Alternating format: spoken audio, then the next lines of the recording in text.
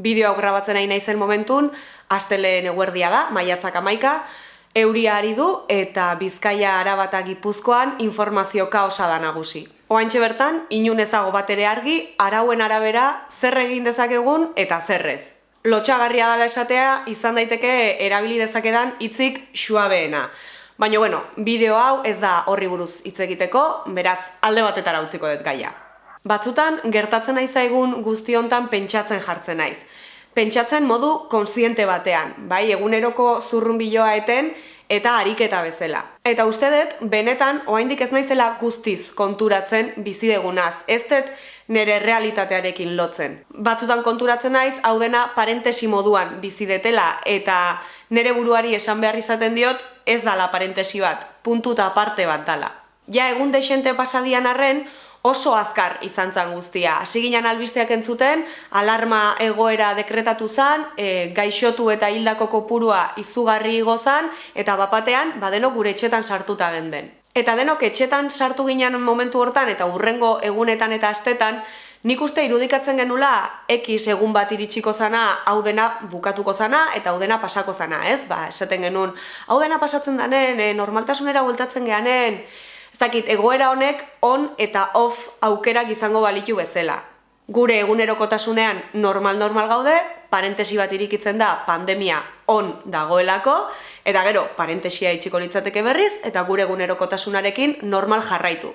Nik uste olako zerbait irudikatzen genula hasieran denok. Eta egunak eta asteak pasatzen hasi zianen, pixkanaka hasi ginen entzuten, on eta off hori horrela etzela izango erakusten ziguten mezuak, ez? Eta batez ere mezu horietan normaltasun berria kontzeptua izan da desente entzun dugun zerbait. Oso azkar zabaldudan kontzeptu bat izan da, denok erabiltzen dugu normaltasun berria gure elkarrizketetan, eta horregatikan iruditzen zait komeni dela honi buruz pixka bat hitz egitea. Lehenengo eta behin esan nahi dut kontzeptu interesgarria iruditzen zaitela. Uste dut baliagarria izan daitekela parentesiaren ideia gure burutik pixkanaka kentzen hasteko eta hau guztia puntu eta parte bat izango dela irudikatzen hasteko. Baina aldi beren, uste dut argi ibili behar degula kontzeptu honekin, batez ere ikusita zeinen ahotan ibilidan eta zeintzuk izan dian hasieratikan kontzeptu hau erabili dutenak. Iruditzen zait argi ibili beharko degula normaltasun berriaren izenean,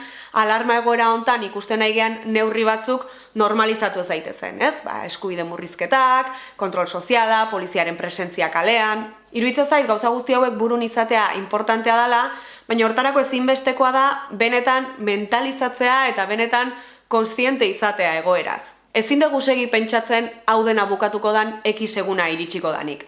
Parentesiaren ideia kendu beharra daukagu burutik eta lehenbailen ulertu behar deu puntu eta aparte bat dala. Sortzen aigea normaltasun berri hori guztion neurrira egindakoa izan dadin, eta ez gutxi batzuen patroiaren araberakoa. Ez dago X egunik, hasi gea pixkanaka kalea ateatzen eta hemendik aurrera gehiago ateako gea.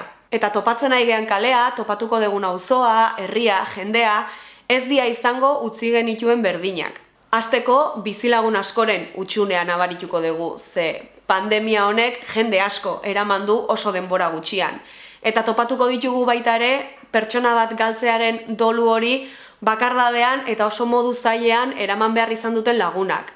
Edo gu geu egon gaitezke situazio hortan.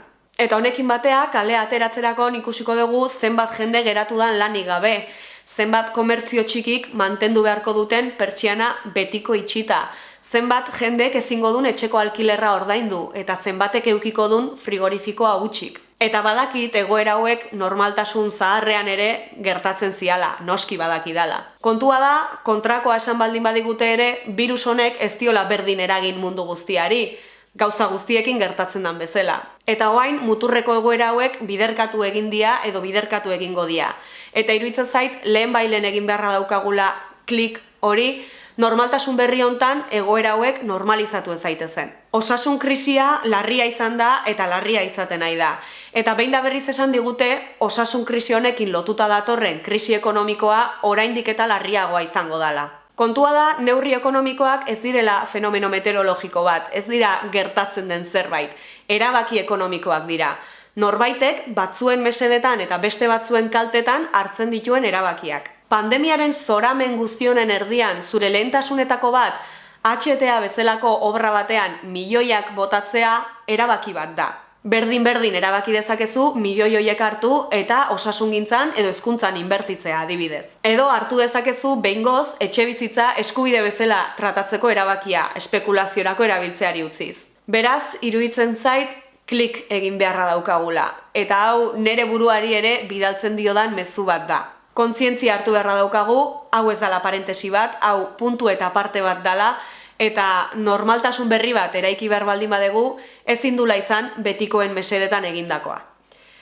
Eta hauxe da dana gaurkoz, eskerrik asko bideo ikusteagatik eta hurrengora arte. Aio!